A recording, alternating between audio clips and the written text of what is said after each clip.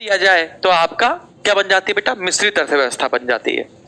तो पूंजीवादी अर्थव्यवस्था और समाजवादी अर्थव्यवस्था को मिलाने पर आपकी कौन सी अर्थव्यवस्था बन जाती है, तो आपकी मिश्रित अर्थव्यवस्था बन जाती है। अब भारत ने मिश्रित अर्थव्यवस्था क्यों अपनाई, अगर आपके मन में ये क्वेश्चन आता है कि भारत ने मिश्रित अर्थव्यवस्था क्यों अपनाई, तो मैं बोल रहा हूं, इसको लिखिएगा।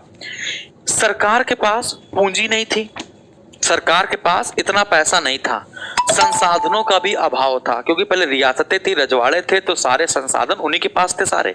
तो सरकार के पास पूंजी और साधनों का अभाव था।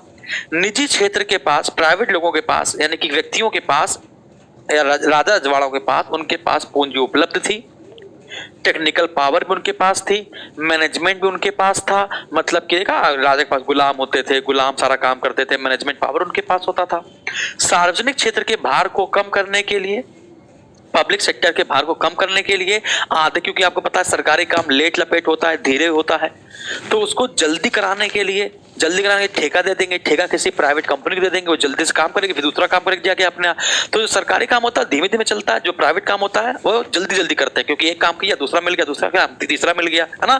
तो सार्वजनिक क्षेत्र के भार को कम करने के लिए, ताकि राज्य आवश्यकता अनुसार अवसंरचनात्मक ढांचे का विकास और सामाजिक कल्याण के कार्यक्रमों को भी सुनिश्चित कर सके, या फिर सामाजिक कल्याण के प्रति भी ध्यान दे सके, है ना, और अपने देश के विकास के प्रति ध्यान दे सके, जो भी इंफ्रास्ट्रक्चर है उसका विकास कर सके। इसके लिए आर्थिक विकास की गति को तीव्र किया जा सके, गरीबी और बेरोजगारी की समस्या को समाप्त किया जा सके। कि सरकार, भैया सरकार जो है वो सारा सभी लोगों को कहाँ रोजगार दे पाएगी, सरकार सभी लोगों को रोजगार दे देगी या नहीं ना। तो जो प्राइवेट सेक्टर है उनको भी लेबर चाहिए होंगे, तो प्राइवेट सेक्टर भी जो जब ज्यादा काम देंगे प्राइवेट सेक्टर के लोगों को, तो उनको ज्यादा लोग चाहिए होंगे, तो वो अपने देश से ही लोगों को उठा उठा कर काम देंगे, है ना।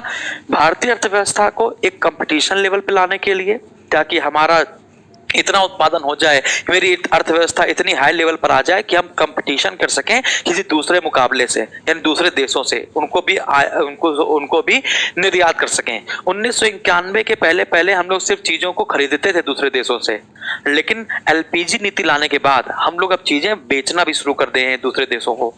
बात समझ आ रही है। तो मिश्रित अर्थव्यवस्था अपनाने का कारण क्या था, मिश्रित अर्थव्यवस्था अपनाने का कारण क्या था, है ना, ये मैंने आपको बता दिया, अपनाने का कारण क्या था। ठीक है, तो इतनी बात आपको समझ में आ गई। तो अब हम लोग